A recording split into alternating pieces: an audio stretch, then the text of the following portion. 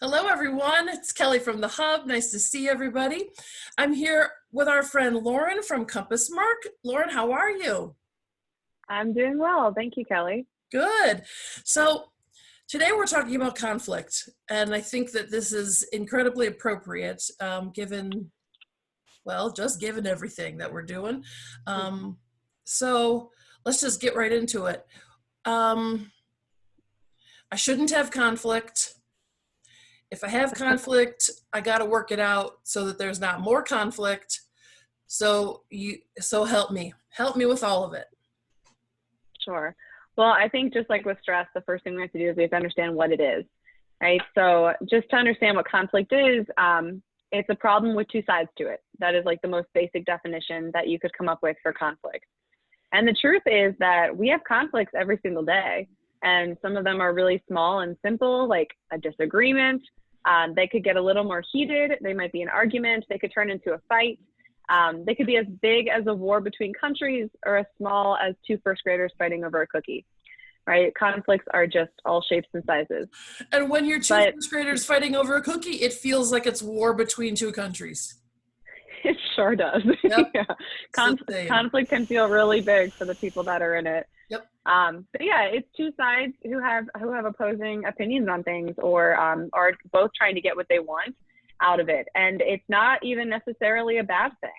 In fact, sometimes when we have conflicts, it can open our minds to see things from a different perspective, or we can learn from them. We can even learn about ourselves through the way that we behave in conflicts. But yeah, what I'd kind of like to take us through today is some things that make conflicts get worse and some things that make conflicts get better. That's good. I hope everyone who's watching is like, my life, or my neighborhood, or my work. So I hope that everyone's having a little moment with themselves. All right, here we go. For sure. How do I make conflicts worse? Let's do the worse first. Sure. Of course. So the thing about conflicts is that just having an argument or a fight is not necessarily a bad thing. It's the way that we have the conflict that makes a huge difference. So sometimes I'm sure we can all relate to having been in a fight with someone where by the time the fight has gotten to the point, the boiling point, when we're very heated, we're not even arguing over what we were arguing with to begin with. And sometimes we might not even remember where it started. But now I'm mad because you're yelling at me, or because you blamed me, or because you threatened me. So now these things that start to build and build, these behaviors actually make them worse. So the biggest culprits that happen in conflicts is blaming, like, no, you did it. Okay, blaming the other person, exaggerating, making it seem like they always do this, or I never get my way. Yelling, volume can be a huge problem in conflict. Threatening the other person, and then just using bad names for each other. Even like, nicknames or things that we think are just normal and fine, like bro or dude. When we use that kind of language in a conflict, it shows a lot of disrespect, even if we're not trying to. So those things definitely make a conflict get worse. All right, I'm just looking at that list, and we've all done that. We have all done all of those things. Some of those things we have done because we know we can push those buttons with somebody else. Some of them we've done because that's our sort of normal fighting behavior. So we might not be doing it intentionally, but we've learned how to fight. And so that's the way we do it, whether it's right or wrong. I mean, clearly not right, but we've learned how to fight, so we fight that way. Okay, blaming, exaggerating, yelling, threatening, and calling people names. Whatever way, whatever kinds of names. Right, because you could say sweetie in the middle of a fight, and that's not what you meant. Yeah. Oh yeah, definitely. Okay, Yeah. so that makes those things make fighting worse. Oh yeah, they do. Yeah. And I'm playing several movies in my head, going, Sure. Yeah. Okay. It's interesting too that you mentioned, like, we kind of learn how to fight with certain people and how to push certain people's buttons, because our MO when we're fighting, and that's just kind of our culture. It's honestly just the culture in the society we live in, is to compete. And at the very fundamental level of conflict, that's the difference. If we choose to cooperate with people and make it, something that we're trying to solve together, it has a completely different outcome. But we are groomed to want to win in this society through the things we watch on TV, the competitions we watch on TV, just the way that we behave. We want to win the argument. So even if it's something like, I'm an Eagles fan and maybe you're a Steelers fan, and there's really no point in me trying to convince you that you're wrong, but I might still try to because I feel like I want to win. But is me convincing you that you're wrong going to benefit my life in any kind of way? No.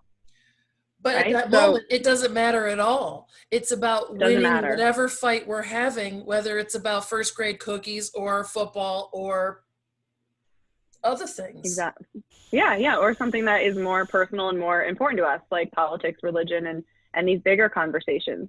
But if we use that kind of behavior, even when it comes to fighting over a cookie, and it becomes really like a habit for us, we might continue to use it in those bigger conversations too. So when we feel this need to like compete, then yeah, we might start to use these tools like, oh, I know if I raise my voice with this person, I'll win.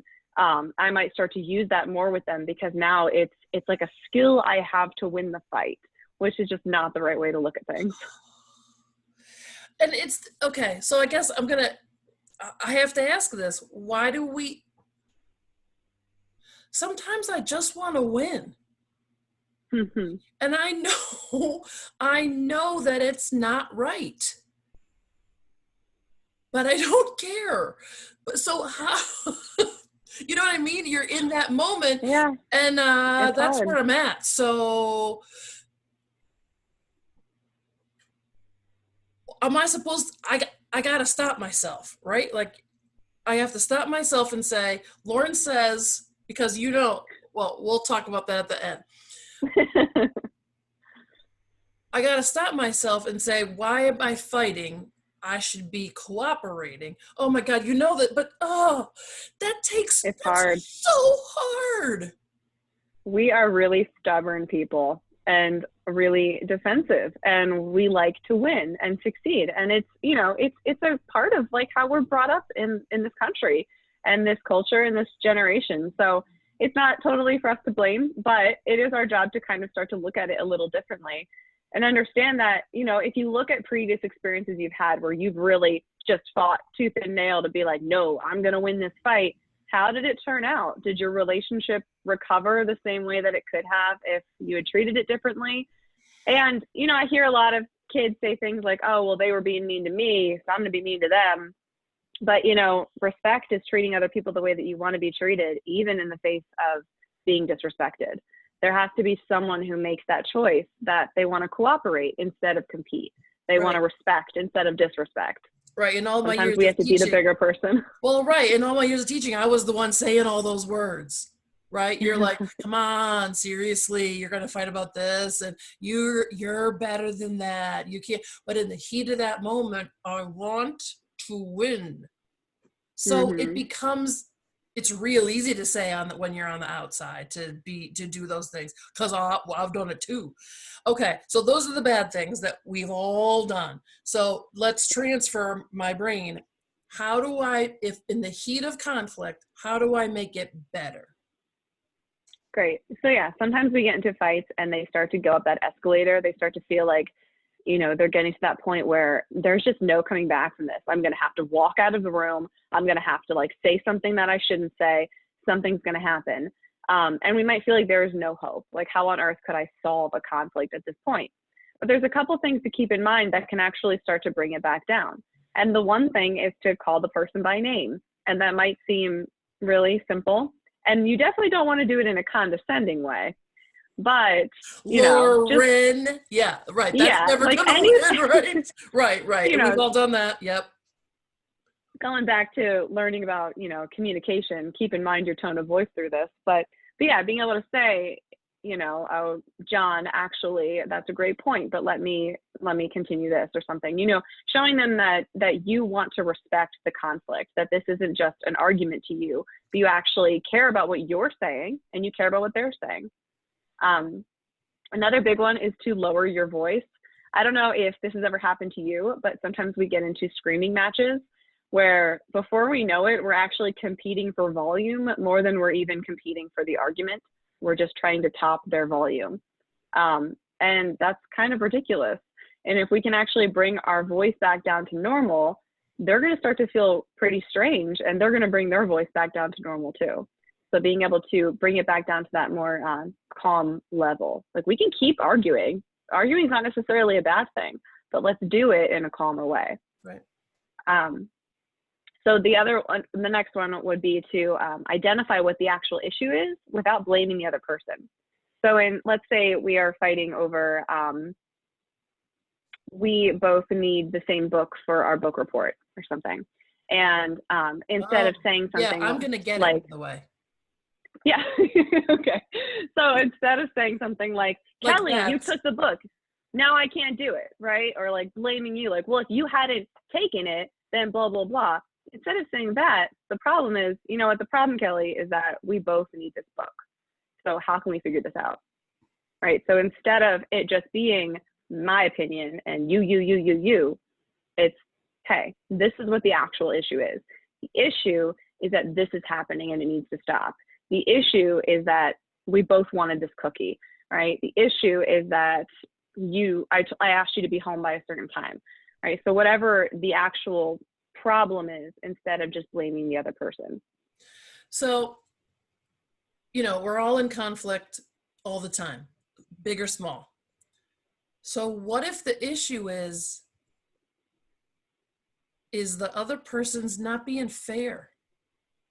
And they're not being, and it is about their opinion, and it's about like, no, that's not fair. How do you get out of that? Because, you know, I want to fight. Yeah. Well, that's a good point. So in those moments when you really want to, you know, you really do feel like the only reason you're upset is because of something that they did, right? There is no like actual central problem here. Then you may have heard this before, but there are things called iMessages, which are not on your iPhone, but just an actual, I know kids always think it's your iPhone, but yeah, an actual way to tell people how you feel. And it sounds really mechanical and not realistic, but it actually does work. And the fundamental point of it is just to say how you feel, regardless of what happened, regardless of, you know, we can't always understand the intentions behind why someone did something. We can speculate, but we don't know for sure. So instead of assuming why they did something or just accusing them of it, explaining how it affected you. That's the problem. The problem for you is how it affected you. So saying something like, you know, I really feel rejected when you don't sit with me at lunch, or I really felt hopeless when you took the book because I want to get a good grade. You know, whatever it might be, because that's how I was affected.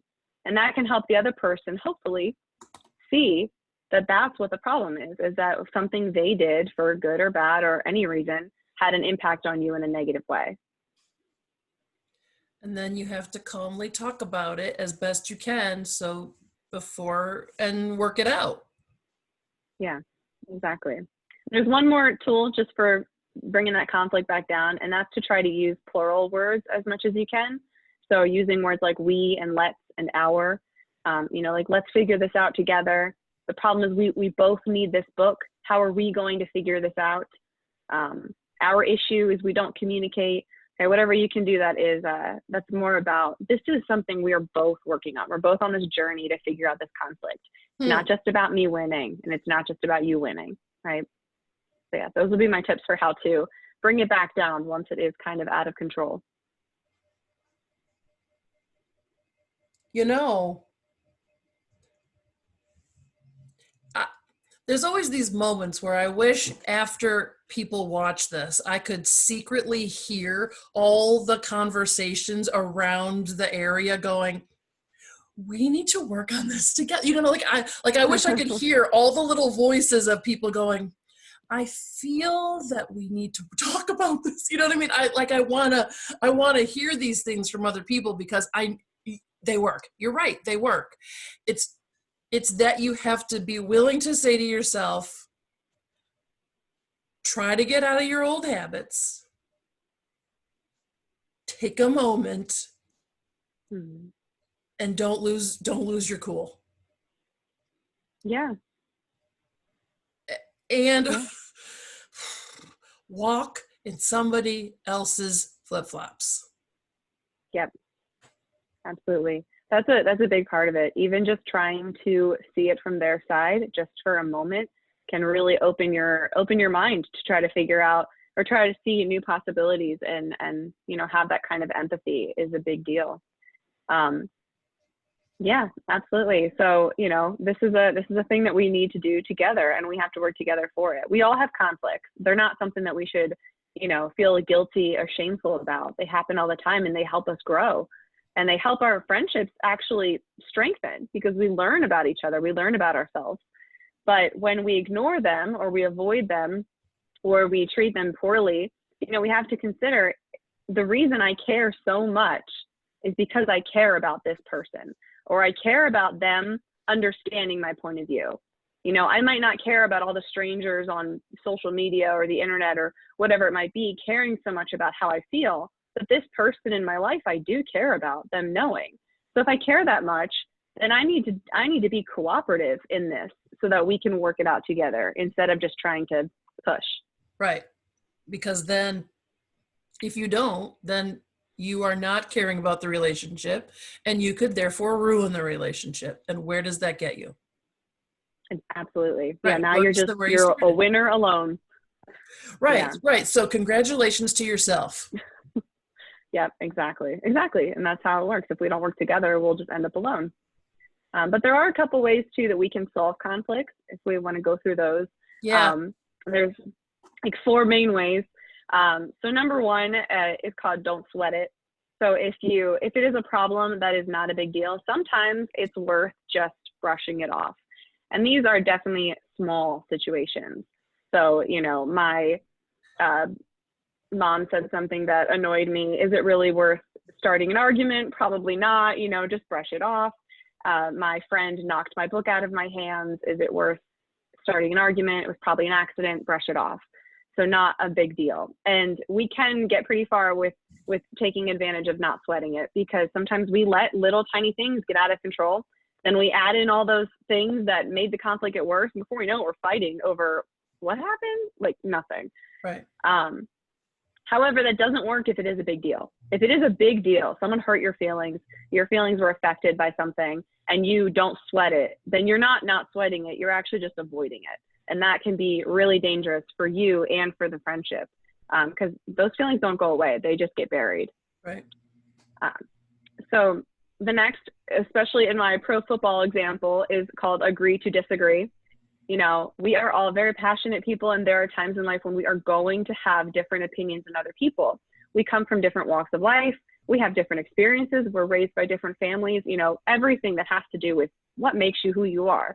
And we should be accepting of other people's views, of course, you can learn from that. But there are times like I like the Eagles, you like the Steelers, or again, politics, religion, these bigger issues that sometimes I'm not going to convince you that I'm right and you're wrong. I'm not going to turn you into an Eagles fan all of a sudden.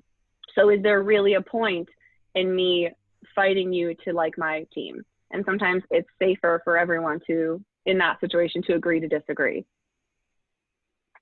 Okay. Then the last 2 would be a compromise, which is probably a word you've heard before, but a compromise is when we both don't really get what we want. We get a little bit of it, and we have to give in to be happy. So, I want to get pizza tonight and you want to get tacos, and we just cannot decide. We're arguing over it. So instead we get a taco pizza, or we go to the food court and get both. We somehow combine our ideas, or we both get what we want in like a different setting. Right. So Taco finding some kind of middle ground. Yeah. Yeah. Sorry, I got totally sidetracked because now that's all I want for supper. But right? You're right. Compromise is one of those things that sometimes that works to solve the conflict, and sometimes it doesn't, because sometimes you don't want to give at all. And then, and sometimes what you feel like you're giving isn't fair to what other people are giving, and that can be complicated. So yeah, sure. But you're right. we have all had to compromise. Right. Yes, yeah. Plus, do you And see that wallpaper border right up there? Uh-huh. yeah, That was a compromise I made many years ago. there you go. We're still And trying it to was, get rid of it. but you know what? Was it worth, it was fine. Right. It was a I battle had that to you go were back okay to with don't giving sweat into. it. Right. I had to do that because I was like, all right, it's wallpaper border. Get over yourself. But you're right. So Yeah, I'm still a little hot about it. Yep. All yeah. right. So And you know what? compromise is that one. And then the fourth one is, It's called a win-win. So a win-win is when everybody wins because we work together to come up with a completely new idea. So if you and I can't decide on dinner and we are fighting about it and we don't want to have a taco pizza or go to a food court, then instead, you know what? We both like cheesesteaks. Let's go get cheesesteaks. So we have to work together actively as a team to come up with a completely new idea, to come up with a third option that makes everybody happy. So all of these take a lot of cooperation. They take a lot of working together and being a big enough person to be able to give in, to not need to win completely, because in the end, that friendship or that relationship or whoever it's with is more important than winning all the time, causing a fight that ruins your friendship. this is helpful. This is helpful for every single person who's watching because it doesn't matter. It doesn't matter. We all have it. Yeah. A high-powered business person to the kindergartners, first graders playing with cookies. Exactly. We do. And if we raise kids thinking that conflicts are bad, then that's how they're going to treat them. They're going to treat them as competitions. But instead, if we can make it clear that it's an opportunity to work something out together and it can be a good thing, then that could change everything. That could change everything, huh? That could change everything. I think you're gonna have to go on CNN tonight or something and talk about Thank you. conflict resolution and see what happens then. You could end up being a whole other level of conflict. But you're right. But in total earnest, this is the same stuff that we're watching on the news. Yeah. The biggest leaders in history were known for bringing peace, for helping let voices be heard in a respectful way and finding ways to open up the minds of other people. So it's very true on all levels, this kind of conflict. As always, Lauren. For all of you who watched last week when Lauren and I talked about stress, Lauren taught me how to breathe, and I shared a picture of what I told everybody that I was going to put a little thing that says Lauren says breathe on the top of my computer because I'm not going to remember. And I'm telling you, there were about 5 times since we chatted that I had to look at that and went, oh, la, la, la, Lauren is the boss of me right now because I can't be the boss of myself. And I sat there and had a little moment with myself. And so, see, now I'm going to write, don't blame, don't exaggerate, because, Yeah. You're also, just, if you want to win that argument, do it fair, right? Do it because you have such good points to make. You don't need to blame. You don't need to threaten. You don't need to raise your voice. When we use those tools, we're actually belittling our own argument. Yeah. Yeah. If you get a call from a major news outlet, it was not me. Okay. Just so you know. Okay. Next week, we're going to talk about something else just as excitingly awesome. I know it. So thank you, my dear. Have a lovely weekend and do something conflict-free. All right. You as well. Thank you so much. Thanks, Lauren. See ya. Bye.